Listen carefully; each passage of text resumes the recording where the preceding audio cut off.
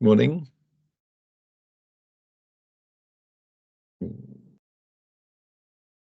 Can't hear you.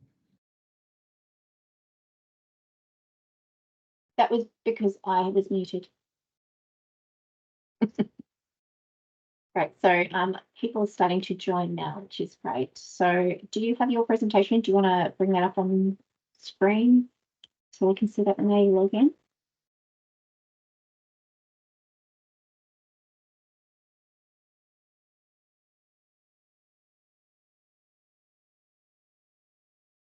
Okay. I'm going to stop sharing while you talk. Or... No, if you can keep it up, that's fine. I'll just keep my camera on for everybody.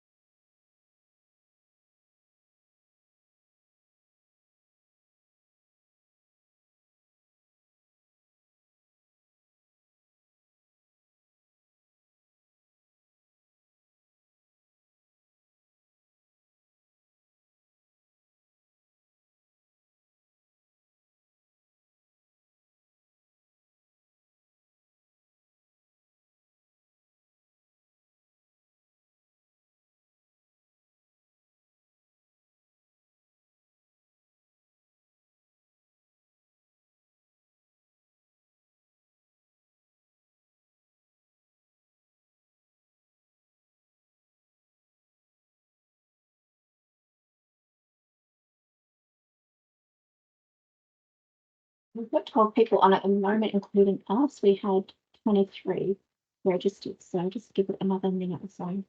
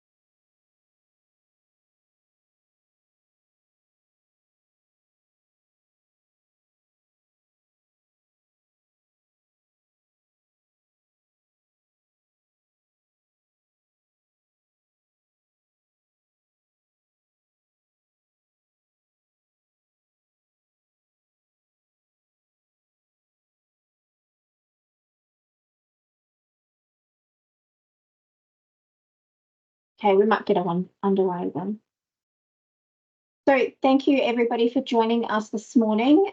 One topic that has been quite important that has come out quite a bit is cybersecurity. So we've spoken about this previously a few times, but we really need to take some action in terms of ensuring that our systems are, well, that we're protected as much as possible. So we've invited the Cyber Collective here today. So we've got Fraser Jack and Damien Cunningham. Now, they've been running these types of programs for auditing of cybersecurity and giving advice on you know, how you can best protect yourself and your clients in this age where AI and technology is really developing at quite a fast rate. As that develops, so too does the opportunity for hacking, as well as lots of scamming and phishing, which we're all, you know, aware is happening, but you may not realize just how much it's happening for businesses such as yourselves. What's really important to understand is that though as a licensee, we are responsible under ASIC for ensuring that you have these things in place. Directors of each of your businesses are also held responsible for ensuring that you've got some really good cybersecurity in place and that you're adhering to the ASIC guidance on this. So I'm going to hand over today to Fraser, who's going to talk through the importance of this and some impacts that it will have on your business, as well as a proposal that we have for helping you to have it to prepare your business for an audit, conducting that audit, and some training that's available for all of your staff, which is an element within ASIC requirements, that your staff are also trained and you can demonstrate that.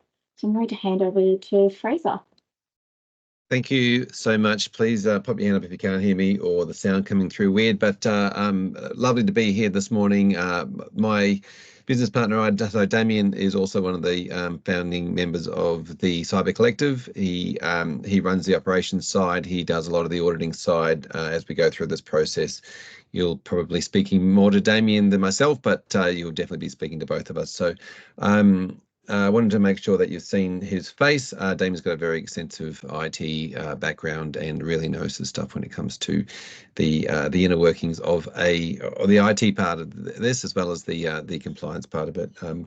My background is financial advisor for 20 years, sold my practice, worked in technology for many years, and then found myself in cybersecurity because it was the part that most people didn't have in place. So I understand generally where you're coming from as a business owner or a small business as an advisor, and so we've pretty much done everything we can within our business to make sure that we're helping you or helping your clients trust all of the things that you've got in place.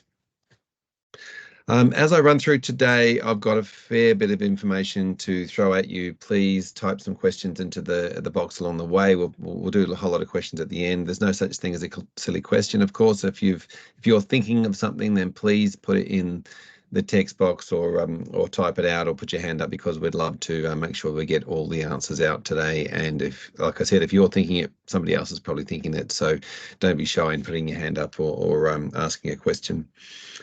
As we go through today, I'm gonna get cracking, and yeah, as I said, please put your hand up or ask a question if you got any.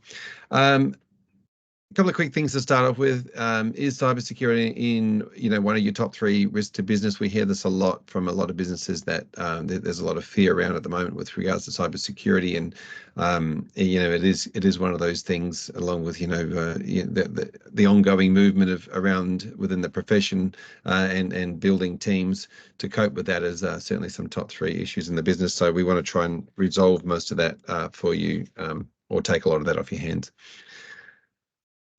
Quick show of hands, I guess. Who here knows somebody who has been affected by an attack? If you have, or you got a story, then please, feel free to type it into the chat box as well. When we do these types of presentations with rooms of people, it's pretty much fair to say that most people know somebody who's been either close to or suffered a scam in some way, and so we know that it's prevalent. We know that it's out there. We know it's either happening with you or it's happening with your clients right now. If you do want to say something, please pop it in the chat and I can unmute you. Now, the advisor isn't here today, but I did circulate, I think it was last year. There you go. John Adas had one. Just give me a second, John. I circulated some information last week, I think.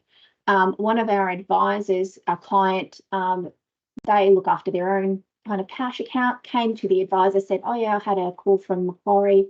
The guy was, had an English accent, was very knowledgeable, and he said that they had TDs that I could invest into, gave the rate of 6%, had some great documentation that looked very legitimate. And it was only that the client had a review with the advisor and the advisor asked what they were doing, that they went, oh yeah, I'm going to do this. And he goes, well, 6% seems a bit high.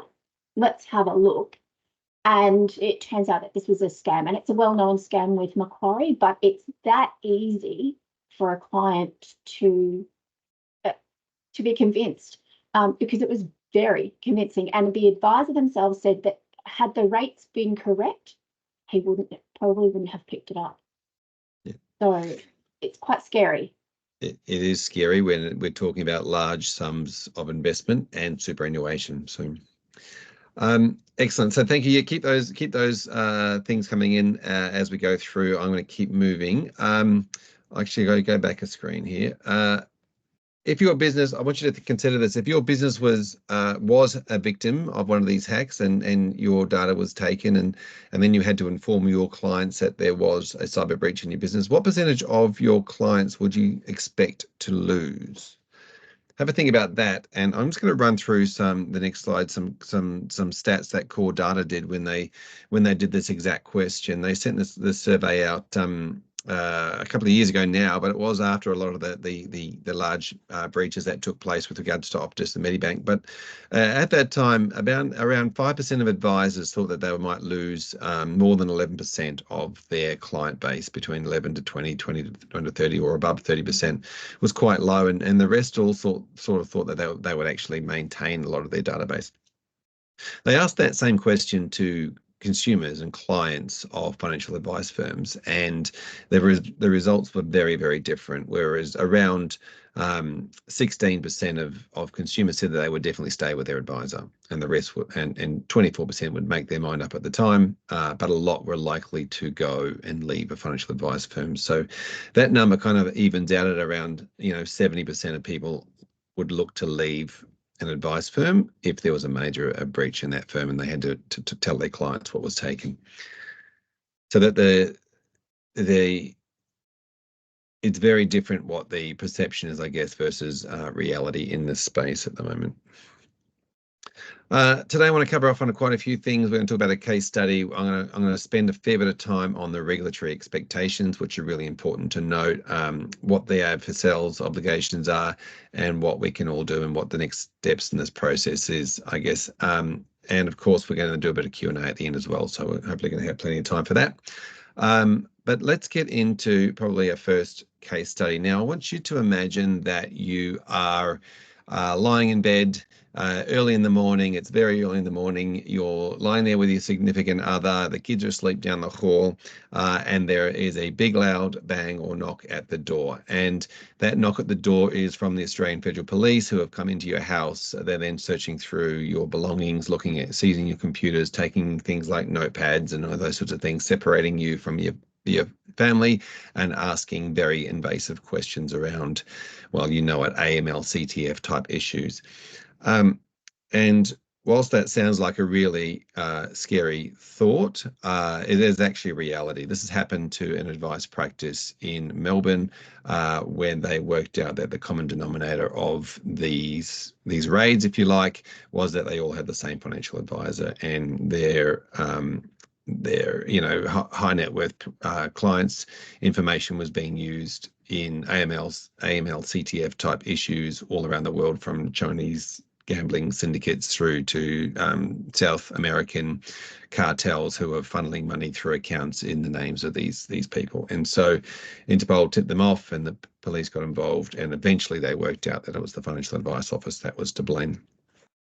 And this is a very serious case, which was actually part of the court case, the Retire Invest court case that went to court, which I'll talk a little bit about later on.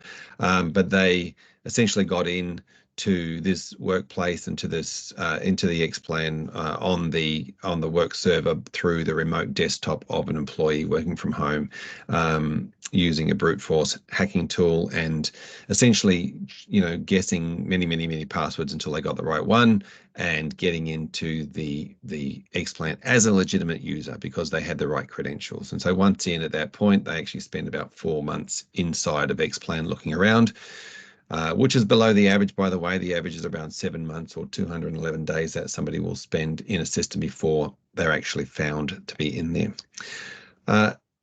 And whilst that's a pretty horrific story, that's the sort of stories we want to try and keep out of the media. We want to try and keep away from clients, and we want to try and make sure that clients don't experience that.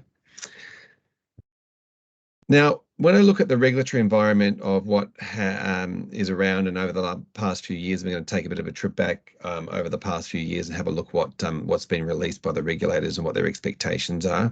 I look at, there used to be the high five. The tax practitioner board these days is not necessarily that involved, but they've certainly released some information about their expectations, which is it's good to know, because it's also it's good to know what other regulators are doing and if there's any difference between the regulators. ASIC, of course, the Australian Cybersecurity Centre is something that we spend a lot of time looking at, which is the cyber.gov.au site. APRA, whilst you think we're not APRA regulated entities, a lot of the time we're logging into APRA regulated entity advisor portals, if you like, if it might be a platform portal or an insurance company portal or whatever it might be, and they're regulated by APRA, so therefore it kind of incorporates what we're doing. And of course, the Privacy Act, we're all signed up and part of the Privacy Act, and we want to make sure we adhere to what the privacy principles state, which, by the way, is changing as we speak. If we look back a little bit into the regulatory environment, back in 2017, ASIC released their cyber guidance, cyber ASIC guidance for cyber resilience, good practice. That's a mouthful. Moving forward, the federal court, ASIC took RI to court. Of course, we talked about that. We'll talk about that. And in May 2022, RI were fined $750,000, and that is a very light fine considering what the fines are today. November 22, the new fines were announced, and they're more around the $50 million mark than the original amount. And I'm going to talk a little bit about the Tax Practitioner Board Fit and Proper Person test, although I know the Fit and Proper Person test has moved to ASIC, but whilst ASIC hasn't released anything, I'm expecting them to come out and say the same thing. And we're going to have a look at what ASIC's priorities were last year. I want to start on this concept of the cyber resilience good practice that they released in 2017. Essentially, what they did is they started with a framework we know as the NIST framework, NIST, National Institute of Standards and Technology framework, which essentially covers off on before, during, and after a cyber incident in the business. And the before part starts for ASIC with board governance, culture, and the directors of the company, because obviously ASIC's a corporate regulator, taking note and responsibility and developing a good, strong cyber culture within the business, having good levels of governance. Now, of course, a lot of governance also falls into the AFSL's remit when it comes to monitoring and supervision of a practice as well. It then talks about having a plan in place, looking at the different softwares, your third-party risk management. It talks about putting the protections in place. It talks about training and testing teams. It talks about making sure that you can detect, respond, and recover from an incident in your business. Probably the most important part on the slide, though, in fact, is not the 11 dot points. It's the fact that this was released in November 2017, and so it's kind of a bit late now in April 2024 to be able to lean back on the we're about to put it in place, we're going to do it now. And so when it comes to any of ASIC's assessments on a business, if they walk into a business or an AFSL right now and ask to see the documentation, it's too late. They released this guidance in 2017, and anything that hasn't been done yet, it's a bit late to say we're going to start putting this in place. So when we work with our clients, we work across 3 pillars of the business. We sort of start with that area of tracking the truth or the compliance side of it, making sure that we're understanding what they are. We look at the technology piece, and we're not the technology implementers in the business. We work with the technology implementers. So most people will have an IT guru or an IT professional that they work with in their business. If they don't, we can certainly help you find one. We know plenty. And we can and we work with them to make sure those particular settings are in place. And we work a lot with moving and training the teams or the people. So we look at that in 3 pillars. We talk about the concept of cyber confidence, and once you've got the compliance set up, your people are being trained, 90 I've seen different stats, between 90-95% of incidents happen include a team member or a human in the business, so that's a very big part of it. And of course, making sure that you have the levels of technology set up. When it comes to the levels of technology, we start with, what are the regulators saying in that space, what you should have in place, and making sure that we've got a nice list of that. ASIC, of course, do talk a lot about cyber awareness and training, and their expectation is that each team member or each person in the business is trained, goes through regular awareness training, and also a testing, which is really important because it's a part that a lot of the time people don't cover off on. They might say, yes, we've talked about it, but we haven't tested in that space.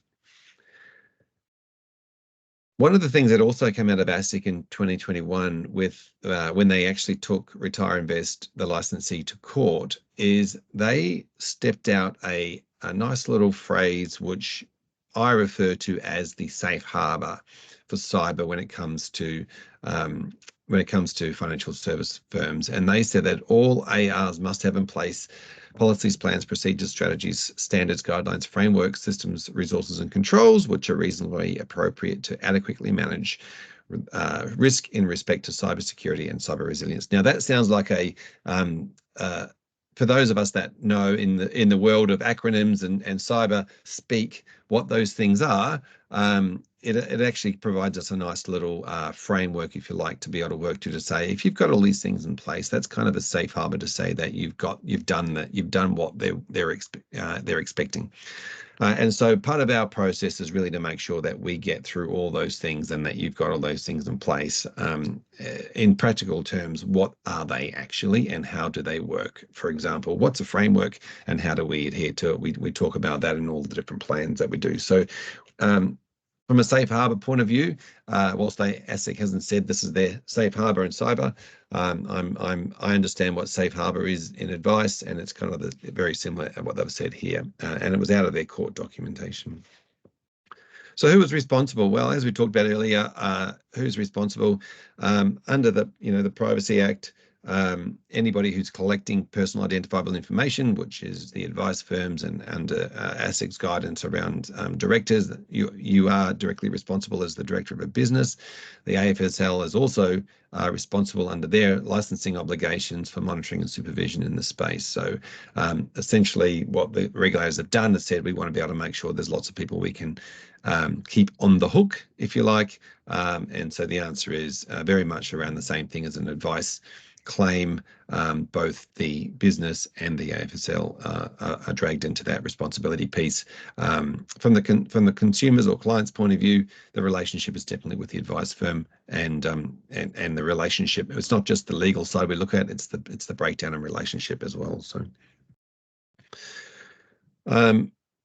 I understand this is going to get pretty heavy, and it is pretty heavy subject when we start looking at the compliance piece. The court case that came out, essentially the court said that it's a core obligation of the licensee to make sure that all advice firms and all ARs are doing the right thing, and that all firms are adequately maintaining their cybersecurity.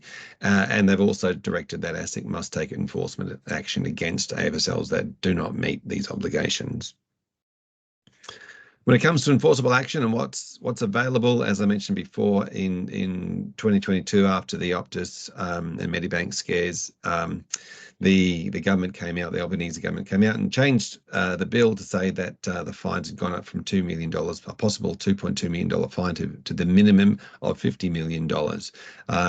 And so pretty much we all know what $50 million fine will do to any licensee in the country. And of course, most of the advice firms aren't going to be able to stamp up that either. So they're pretty serious about making sure that cybersecurity is top of mind.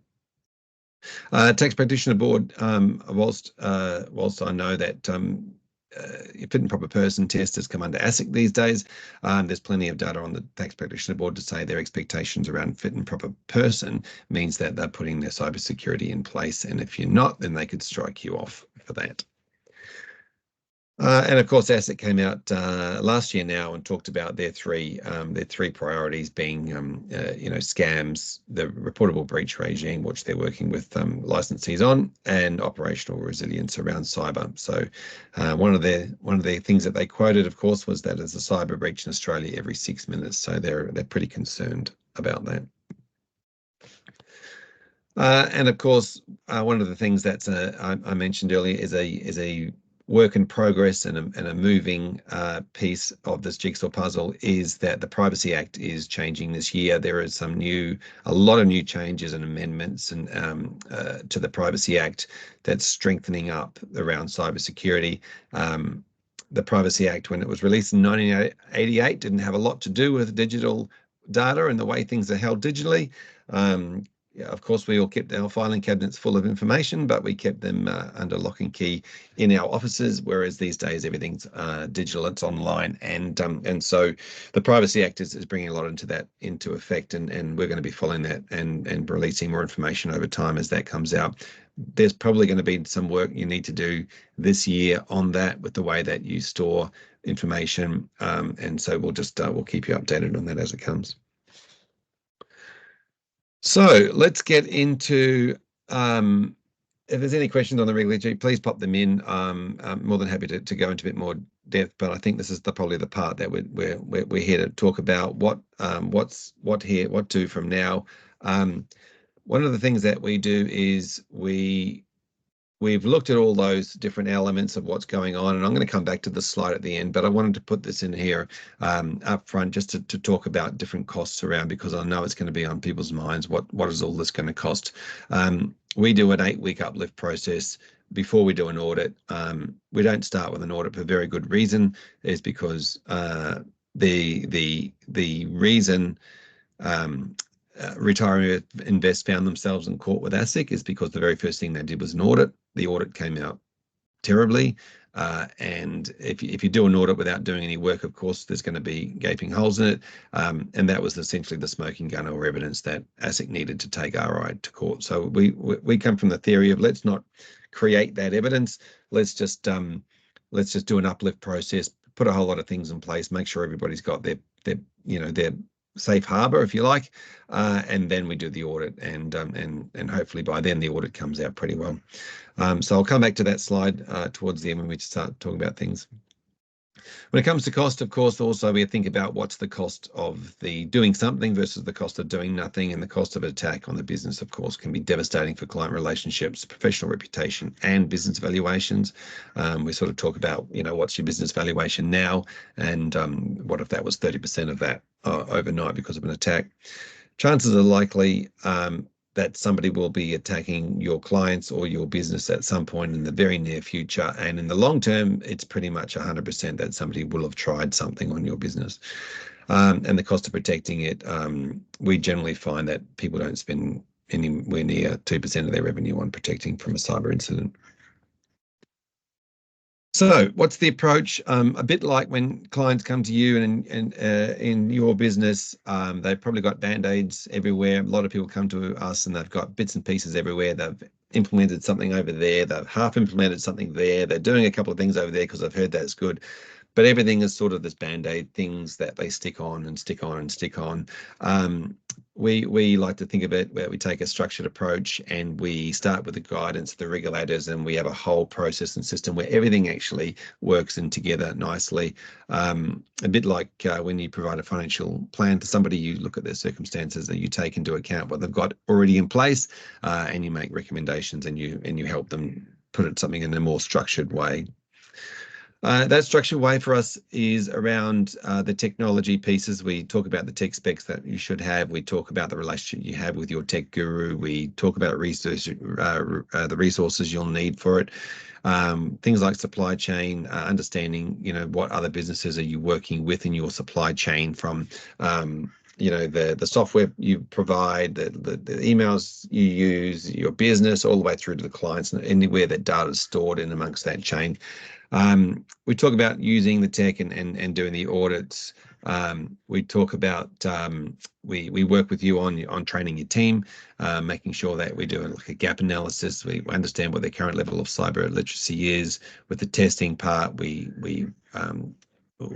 adult learning is very different, and there's a very different thing between knowing and doing.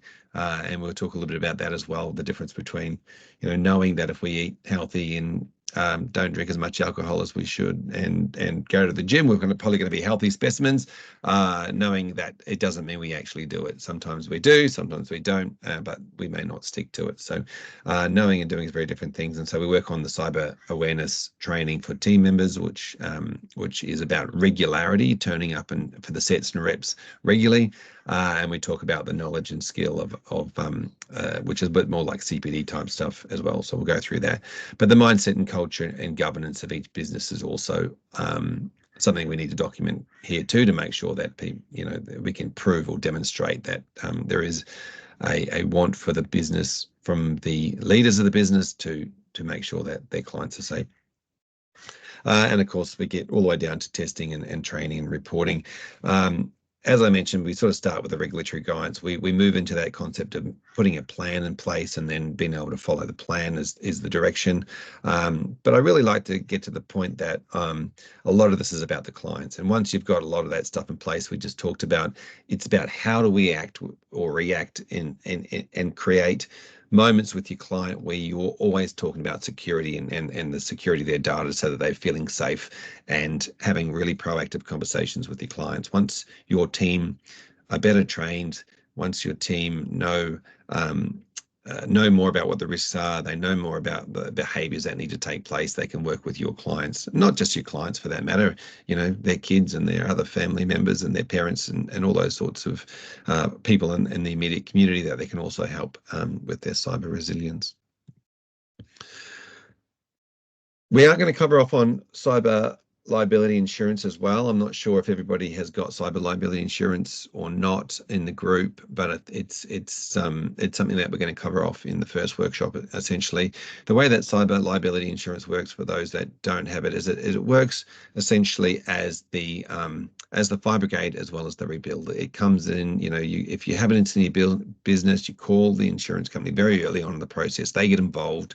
They can work to appoint specialists in any area that's needed, and so it's important that they understand that they'll come and help you put the fire out. It also covers third-party loss for your clients. It covers first-party, which is you and your business. So, back in the past, PI insurance cover might have cyber extension to it, but you don't want to claim on your PI and cover if you have a cyber attack. It's the last thing you want to do, and it doesn't cover any expenses in your business. So these days, cyber liability is a separate policy. And while I'm on that, I might as well talk a little bit about the pricing of cyber liability.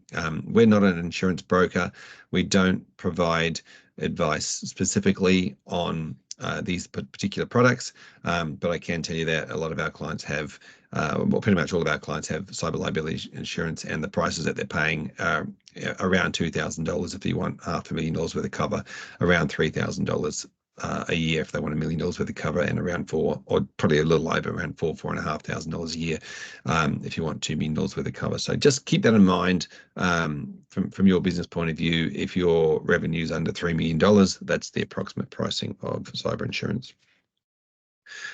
One of the things that we find incredibly helpful is that we run a platform that looks at team training, testing and auditing, and we call it our cyber awareness platform. And if you think of it a bit like a Kaplan for cyber, but for every team member, so not just for ARs that need to do your CPD points, but a platform that looks at the current cyber literacy of every single team member. And we run a quiz that allows each team member to create a profile.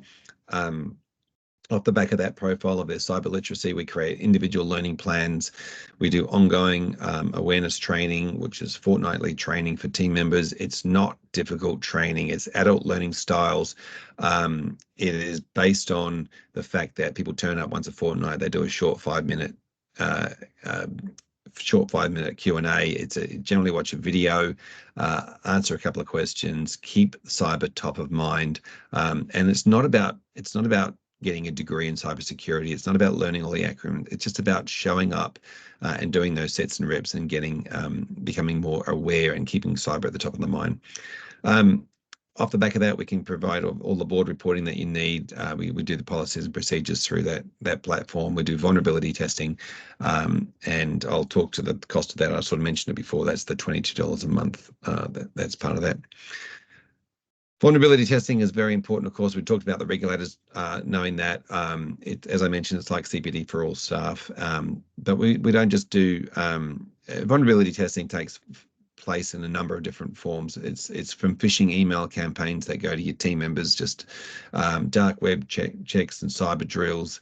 I think everyone's done a fire drill on this call, I would imagine. I don't know anybody who doesn't know what a fire drill is, or first aid training, for example, for first responders. We want to turn your team into first responders when it comes to cyber, and to do that, we need to make sure they're trained. We also need to make sure the training is captured. So, you'll be aware, of course, you do CPD through Kaplan, but part of that process is keeping the information to say that you did all those points and you completed that information. And so part of it is around doing the training. The compliance part is around keeping a record of the training, which is really important as well. And as I mentioned before, it's really important that this information doesn't start or stop with team members. It actually makes its way into conversations with clients. In that same core data study that we talked about earlier on, are only around 80% of clients said their firm discussed cybersecurity with them, which of course is, I think, probably on its way up. And I would think 100% of clients would love you to talk about cybersecurity with them, to talk about maintaining their precious data, their diamonds, I call it, and to pass on that skill and that mindset of looking after them, not just physically, but looking after their data as well. And of course, the audits are all around providing the proof. We do annual audits, and the annual audit covers off on those 3 areas we talked about, not just the technology piece, but the humans in the business, the teams, other teams responding, training, etc.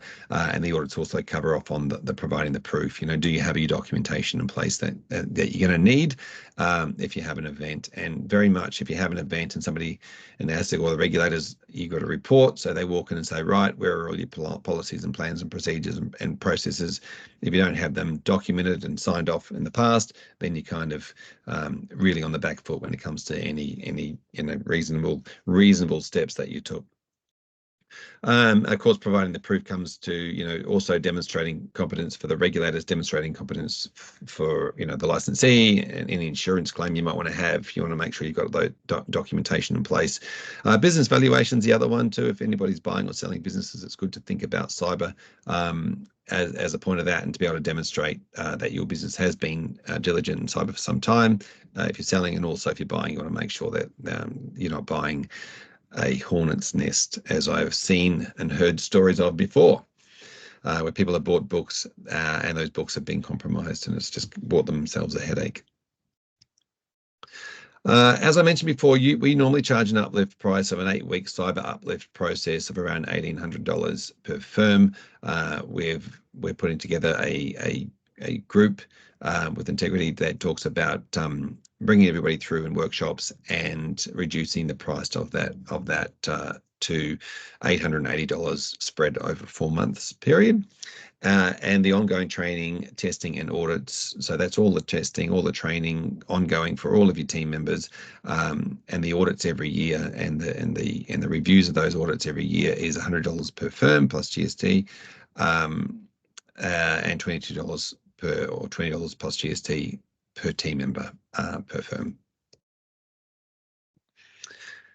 That process involves, as I said before, an 8-week process where we really look at making sure that we uplift all the different areas, and that essentially means we go through, we turn over the rocks, we have a look what's underneath, and we make sure that with you, of course, what's going on in the place to get to a certain level or standard. And the reason we want to do that is because when we do the audit, we want the audit to look good, of course. We sort of start with the team training, and we make sure that there is a couple of months worth of team training in place before before the audit takes place as well, and testing. So early on, we kick off with the team training. We go through a series of workshops, which I'll run through with you in a second. And if you miss a workshop, yes, they're going to be recorded. They'll be on. You'll be able to watch them back on demand if somebody can't make it, or if somebody in your team might want to turn up. But generally, these workshops are for the cyber champions or the directors of the business to turn up. But if you want to invite a couple of other team members, you're also most welcome to bring a couple of team members along that are going to help you get cyber ready for the audit. The first workshop we've got kicking off on the 22nd of May, and we're going to go through, we're going to give you workbooks for these workshops. We're going to give you the templates that you need to complete. We're going to give you, start to kick off the team training. We're going to talk a little bit about cyber insurance, and in that workshop, we're going to schedule the audits for around 8 weeks later. We're then covering off on things like your IT security settings, what that means. We will provide you with a checklist that you can give to your current IT team to get an indication of what they do and don't have in place at the moment. It's a bit like a needs analysis for your IT. You'll send that off to your IT person. If you don't have an IT person, we'll help you find one. And then they'll give you an indication of what you don't have in place. After that, throughout the next few weeks will be, well, right, how do we actually get that put in place? What's the cost going to be to the business to uplift that IT area? We're also going to do workshops on all of the plans that are needed. A cyber plan, essentially, we call it the before an attack plan, I like to call it. What are all the things we need to put in place before an attack? It's looking at a risk assessment for the business. It's looking at what protections do we need to put in place. We talk about third-party software that you use and making sure we've done some diligence on those things, because if anything ever happens in those processes, the audit is going to want to, the regulator is going to want to know why you chose that software and did you do a risk assessment on them beforehand. We're going to talk about an incident response plan. That's the after part of the process, which is a very big part of the process as well. We're going to go back to your IT checklist, make sure we update that. We're going to talk about setting up the policies in your business. We don't want you to set up policies to start with, because if you haven't got those things in place and you set up a policy, then you've automatically breached your policy. So we do that last. We then run through a pre-audit process, and between the 22nd of July and the 9th of August, we're going to run the audits for everybody. This is my attempt to be funny. I think it's amazing. It's your current confidence level plus the process that we're going to go through, the outlet process and the team training, is going to make you a new, more confident person, take you to a new level, I'm hoping. Now, I thought we might open up the conversation now to, how long have we got? 20 minutes to have a chat about that, and anybody's thoughts, ideas, concerns. Yeah, no such thing as a silly topic. I will have a sip of water, a sip of my coffee, and I will open up the floor. Great. So if anybody does have any questions, if you pop them into the chat, and then we can unmute you. It's a lot to take in. There's a lot of information there and a lot to go through. But as you can see, Fraser's stepped it all out, and it's bit by bit. Okay, so this is it should be one of the biggest priorities in your business at this point in time. We've talked about it a number of times. We do have quite a high level policy on our website, and some guidance on the cyber incident response plan. So that's been up there for a little bit. But this is, the nuts and bolts of how do we do this and what actually happens in real life. Now, some of you may have questions around, if you haven't already, so if we go to Q&A, pop up here. As a business, how much time should one allow for the initial months of cleanup? So over that 8-week period, it's between 8 and 11 hours of work inside the business, if that makes sense. And some of it can be done a lot quicker, depending on what you have. But if we don't have any of those documentation, then there's a bit of work in producing those. As I said, we give you the template, and you can work through it quite quickly. We've got eight webinars, 8 workshops scheduled So that's kind of what the 8 hours is. If you can do most of those things on the workshops while we're doing it, and then there might be a couple of conversations with your IT team, et cetera, to go through, or additional stuff. Things like the pre-audit check-in, it's not an hour's worth of conversation. It's only a 15-minute type thing. So yeah, between 8 and 11 hours of actual time spent doing the work. And Fraser, with firms that are part of a larger business, so we do have a couple that are either larger, part of a general insurance business, or are part of an accounting practice or mortgage broking, etc. How does that all happen with this? So there's cyber audit and everything when there's other data that's not. Yeah, so generally, we've funnily enough, a lot of financial advice businesses, accounting businesses, mortgage broking businesses, general insurance businesses are very similar in the way that generally smallish teams generally use email. Generally, there's a lot of things when it comes to it. And if you're using the same IT provider across those related businesses, it can be a lot better, because you can actually just set up a system for the whole of the businesses. If they're different entities legally, you can set up different cyber plans for both, or you can include both entities on a cyber plan. For example, we're both going to do this thing. When it comes to the team training, at the end of the day, the financial advice firms, accounting firms, they hold more financial data or information and data on somebody than the big banks. And you only have to lose one client's information, and somebody's got their medical records off a personal statement. Someone's got their financial, tax, estate planning, all about their kids and their hopes, dreams, goals, aspirations, when they want to go on holidays, etc. There's so much information in an advice business that needs to be protected. So, and anybody who has access to that data, so it might be that you have a part-time paraplanner, that's great, but you actually need to make sure that part-time paraplanner is protecting your data just as much as a full-time advisor. And so I suggest that, and we work with firms that multidisciplinary firms, and they get their entire teams, the accounting team and the advice team, to do the training. The accounting and the advice team goes through the audit as one overarching entity, and they do things. Remembering though, of course, you're only only as good as the weakest link. So if one of the disciplinary firms is letting the other one down, it could be an issue. It could be an issue for that firm. So, I think if we're putting our clients first and going, at the end of the day, they're our clients. They're clients of the multidisciplinary firm. How do we protect them? Everybody in both of those entities need to be protected.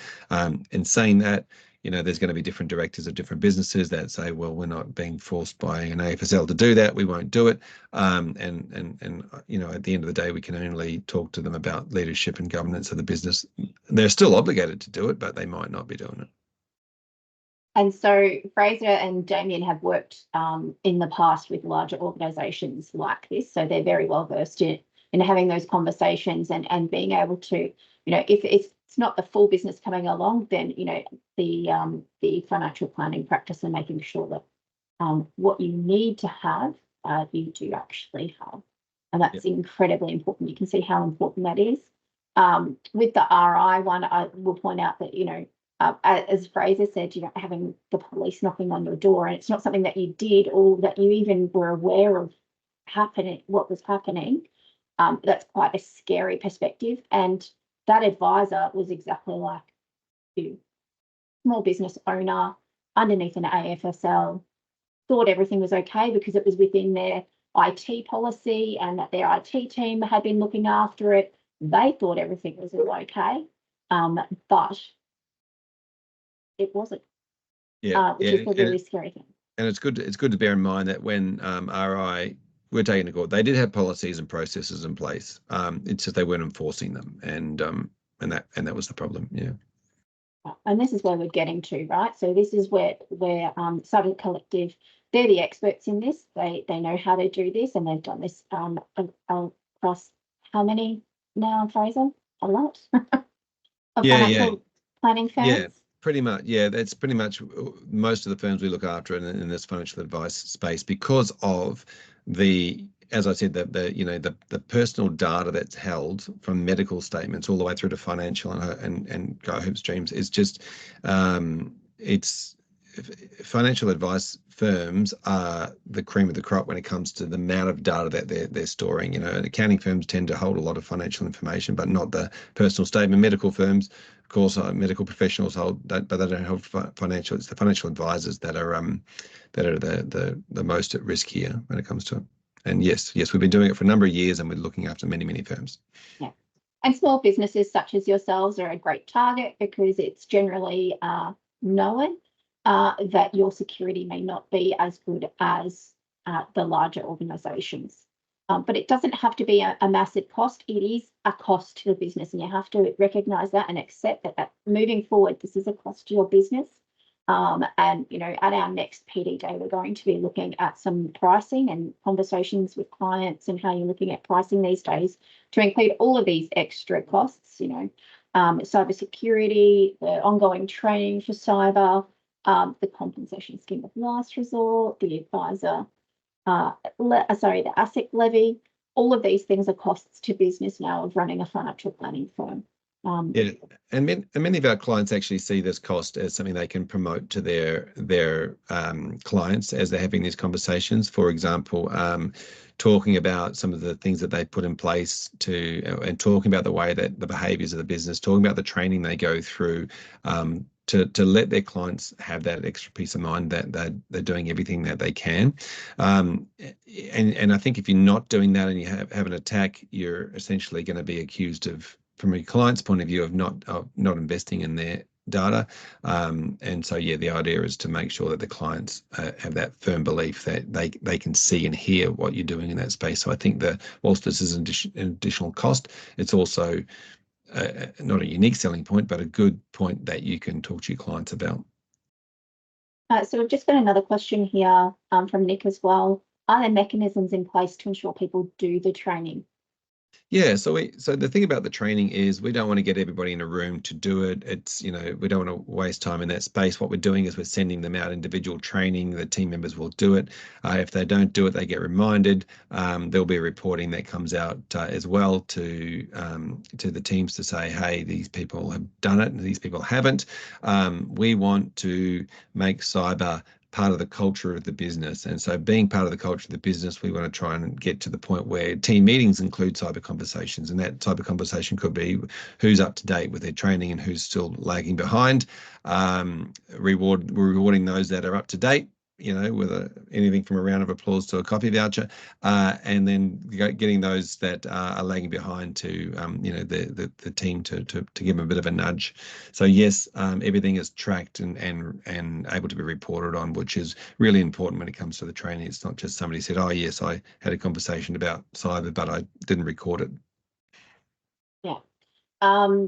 It's also a platform within your website, isn't it, Fraser, that the staff get into, and it's all recorded, so we can report on it all, and you'll be able to have that oversight of who within your team has done the training and who hasn't. Yep. Okay. Can I just add a couple of quick things, Fraser, if I can very briefly interject? I just wanted to clarify and maybe give a little bit of perspective. You spoke earlier about some of the financial advice firms use part-timers or contractors, and we talk about their knowledge and their cyber awareness, and what they need to do, and should they be involved, what access have they got to what data. I think I've always found it helpful to consider, we might have Stephen in Adelaide who works for us 10 hours a week. I don't really need to involve him in training. He's not full-time, but he does have access to XYZ data. Take Stephen's access, forget Stephen, give that access to somebody else. So when someone else logs in as Stephen, because they've found his credentials and they've successfully accessed Xplan or your SharePoint or your internal systems, whatever that might be, imagine how much damage that person can do. So this isn't about Stephen. This is about somebody else having Stephen's credentials and going, right, what can I do here? And typically the damage is extensive, even for people that you may consider to be bit part players or to be, maybe even working for more than one company. how much damage could someone else do with their credentials? So if you think about that perspective, rather than, okay, let's get Stephen trained and he's okay, we need to actually also protect that element, because it may not be Stephen who's logging in, and that's what we want to help you do. The other thing that I'd just like to talk about very briefly is that Fraser's talked about the eight-week uplift, and we've talked about an audit as a single event. And a lot of the story feels like, okay, at this point, I've then got my people trained, I've done my audit, I'm finished. There's no such thing as I'm now trained in cyber. There is only a thing of I am currently being trained in cyber. The audit is a stepping stone. It's the report that comes out of the audit actually isn't a, slashing apart your business going, goodness me, you've done all these things wrong. What it actually is it going, hey, all these things are really good and you've got this stuff in place and that's fantastic. Here's a list of things that you may also want to consider, because we didn't get 100%. Nobody gets 100% in an audit. I'm just going to call that out now. Certainly that I've ever run, and I've probably done a couple of hundred now. What it does is it gives you almost a journey for the next 3, 6, 12 months to go, okay, this is now my roadmap to get even better than we already are. So the 8 weeks is a kind of a turbo boost. If we're looking at Fraser's Mario Brothers slide, it's a turbo boost to get you to a great place now, but you're not done. And to be honest, cyber is not going anywhere. You're never going to be done. What we want to do is get you to a great place now, and then give you a manageable and pragmatic program, training your staff, having your reporting, which is automated, by the way. So we're trying to make this as effort-free as we can. But moving forward, you can say we're now ongoing, we're in a good cyber place, and we have folded that concept into our business as usual, because the world has changed in 20 years. So this isn't a one-off thing. It's not a go and spend 10 grand doing a course in a boardroom and everybody's done. This is a slow burn, ongoing, because everybody needs to slowly increase their cyber awareness and keep it part of front of mind. Because there's no escaping the fact that if you want to do business and you want to be online, this is part of your world now. And it's how we integrate that into your business on a daily basis without impacting your day jobs and impacting your I guess your main focus, which is to operate and make money. So we're trying to balance that, and that's really where we're coming from. Just thank you, Damien. Just one other question too that I get asked a little bit is, what happens if my client gets hacked? Is it my fault? And we've seen a lot of situations where people's clients' emails have been hacked, if you like, for a bit of a word, and then people start pretending to be the client or trying to manipulate situations. And the advice that says, oh well, we don't know where that's from. Is it have we been hacked? No, it's only the client. It's okay, it's not us, it's the client. And to that, whilst we haven't seen a precedent through the courts just yet, I can guarantee that that's coming. If your client's email gets hacked and there is transactions between you and your client, including personal identifiable information like an SOA or a fact find or something like that in an email, even if it's a copy of a fact find that had a digital signature on it, then that information, essentially, it wouldn't take long for the client's lawyer to go, well, if you didn't have a relationship with that financial advisor, then that would never have been in the client's email and therefore never been accessible. So whilst as I mentioned before, the supply chain doesn't just stop with the business, it pushes out into some of the other software that you use, like Xplan, like third-party vendors. It pushes out into some of the area around where your clients are storing their data based on their transaction with you, and have you asked them to remove it from that vulnerable place. So that's another question that people ask us a lot. Right. Any other questions? If you do have questions that you think about later on, I know already I've received a couple of emails about people getting in contact with their IT suppliers to check what's going on and what's in place, which is great. But what it comes down to at the end of the day is that us as a license need to have confidence that you've got everything in place and that it meets the requirements. And you as directors need to be involved in that process and understand it as well. So gone are the days now where we relied on the IT business companies having those policies and being aware of cyber and putting in place things that we really don't understand, which is why we've brought on board Cyber Collective to assess and help in that area.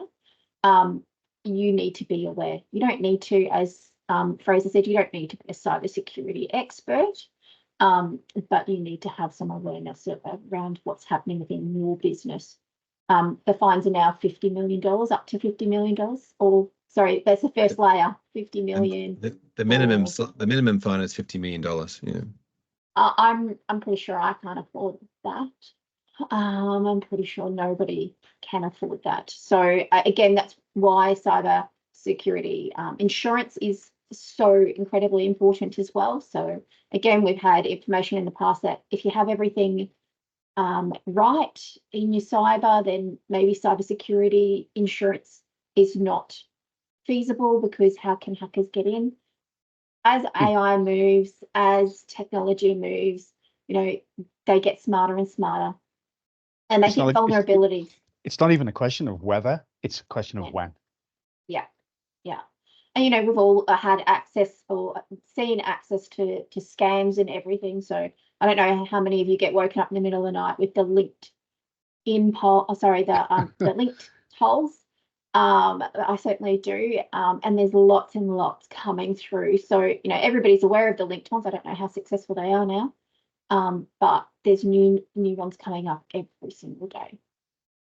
So really, from that perspective of Fraser saying, it hasn't been tested yet, but if you're encouraging your clients to send you sensitive information, then at what point do we get pulled into the fact that they've been hacked and they've lost hundreds of thousands of dollars? So that's something, again, training with your clients, making sure they're aware of it, and that you're not sending through data in emails or unprotected emails. So remember, we went through this about password protecting and encrypting emails, or using a portal to share information between yourself and your clients. And making look, sure you can't switch it on tomorrow. We know this is that. a process. Yeah, it absolutely. is a process. And part of the other thing that the Cyber Collective wants to try and help everybody do is not only protect themselves in terms of an actual hack and protect their clients, but if the worst should happen, and it may be at no fault of your own whatsoever, but the person in the dock is not going to be me, it's not going to be Fraser, it's not going to be your IT provider, it's going to be the director of your company and the owner of your business. And so what we want to do is, in the worst case scenario, we want to make your position as defensible as possible. So lots of people get hacked. There's no guarantee that you cannot be hackable unless you just unplug every machine you have and go back to files. That's the only way that I know of that you're never going to get hacked. We'd like to make you so annoying to hack that they go next door. And if something does happen, you've got all the right answers to go, hey, I did everything that I was supposed to do and I'm defensible. Stuff happens. And that will have a very different dialogue than should you happen to be in that unfortunate place, which we hope never of you, all of you never are, but should it happen, that's also part of our game, is to try and make you go, hey, we've got all the stuff in place that we need to have. We have a defensible argument for what we've done. So we'll also circulate some next steps through with Fraser and Damien about what we do now and how that all kind of works from now until the audit time. Fraser did step through those webinars, etc., and we'll go through any documentation that you may need beforehand. Excellent. Please let me know if you have any questions. Shoot them through to me, and I can liaise with Fraser and Damien where we need to. But that's it for today. Thank you, Fraser. Thank you, Damien. Quite a big session, but please, send those questions through and we'll get this underway. We appreciate your time. Thank you so much, everybody. Thank you. Thanks, guys.